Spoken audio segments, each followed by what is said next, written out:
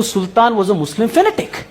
So you cannot celebrate a birthday or a Jayanti of a person by divorcing his religion, because all that Tipu did was persecute temples, demolish idols, and convert people in thousands. And this is not the version of the BJP, Bajrang Dal or the RSS, but this is the version by primary sources of historians.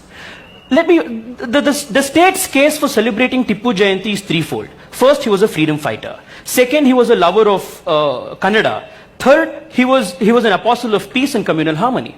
Let's go back to the primary sources of history and see what history actually tells us about Tipu Sultan.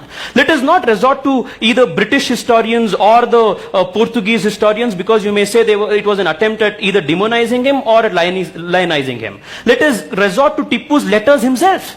Tipu Sultan writes a letter to the king of Afghanistan by name Zaman Shah and pleads him and begs him to invade India. And asks him, please come and invade this country, let us establish a Islamic state here. Can we call this person as a freedom fighter?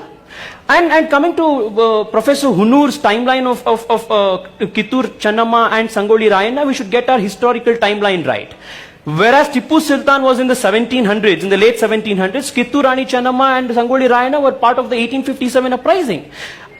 We cannot apply one timeline for Tipu Sultan and the other timeline for Channamma and the others. Thirdly, this whole fiction of Tipu being a lover of Kannada, it beats all senses. Tipu Sultan imposed the Farsi language as the administrative language in the state. And even to this day, as a practicing lawyer, if you are opening any revenue records, these terms of khata, these terms of bagar hukum, where did these words come from? These were all imposed by Tipu Sultan. And what happened to Mr. Dinesh is telling that each and every place about Tipu Sultan, people are hailing him. I would completely disagree with that. Mysore was renamed as Nazrabad. Calicut was renamed as Islamabad. Sakleshpur was renamed as Manzrabad. And our almanac system, one of the reasons why Tipu Sultan's Jayanti, the state found itself in a fix, was because Tipu Sultan removed the almanac, the Hindu almanac which was in vogue, and instead imposed an Islamic almanac which had only 350 days in the year.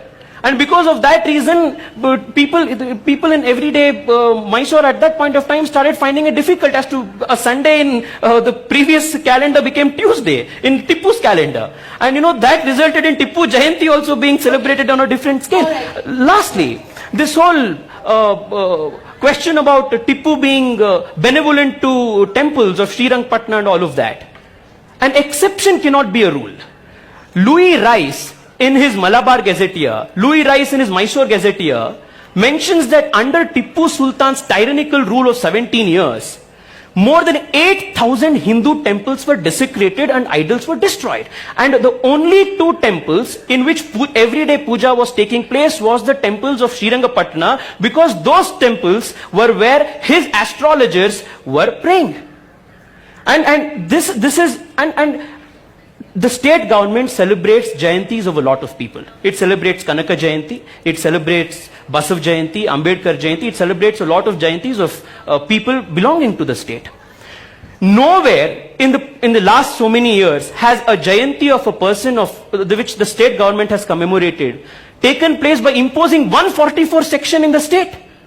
That itself goes to show that the state, you go to Chitradurga, Madakari, the Nayaka community in Chitradurga rose up against it. You went to Kodagu, the Kurgis rose up against it. Tell me, is there any logic to celebrating a historical figure's Jayanti by imposing curfew and 144 section in the state? You're making two different points. I would like to lastly, I just had to add one thing, Maya, with respect to the Muslim and this whole thing. It's definitely not the question of saying we are against Tipu celebration of Tipu Jayanti because he happens to be a Muslim, or that argument is completely baseless. To place the facts in matter, if the state government thought it wanted to symbolically appease a particular community by celebrating a Jayanti of, say, a Muslim leader, why couldn't we celebrate the Jayanti of, say, Shishunal Sharif, who actually spread communal harmony. Who are we showing, who are we going to make as role models to our country? Are we going to show to our young people that you should aspire to be an Abdul Kalam or a Yaqub Memon? That's first. The fact that Tipu fought against the British cannot be the only yardstick to hail him as a hero. It's not the only yardstick. Because Tipu, let him say, if it's the only yardstick, then I'll say yeah. Tipu did not fought only against the British. Tipu also fought against the Nizam. He fought against the Zamorins of Kerala. Tipu fought also against the Marathas. So how can you call Tipu a freedom fighter just because he happens to fight British? British was just one of his enemies.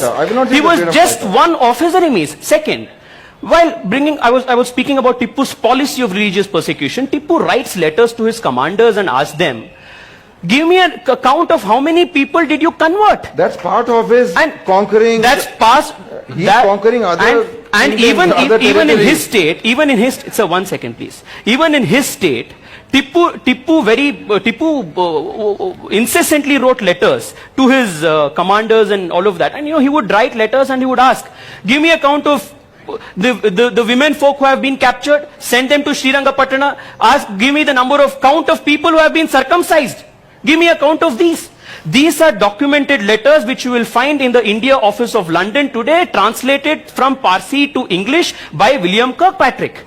You will also find Portuguese historians of that time by name Father Bartolomeo.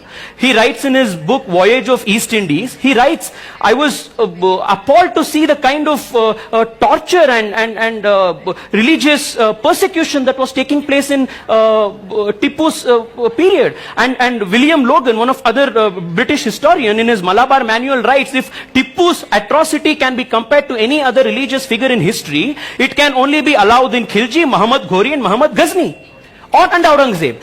This is what primary sources of history tell. The last point about celebrating these things today and why this happens and what whitewashing of these atrocities, the repercussions of it today. Well, if we are going to whitewash what Tipu did in the name of religion, in the name of expanding his Islamic empire, in the name of converting kafirs and establishing a Darul Islam in India, and if we are not going to observe or analyze what his motivations were, then probably today we will be at a loss to find out what the actual motivation is behind, say, an Al-Qaeda or a Lashkar-e-Taiba and ISIS. So this is the casualty of whitewashing history.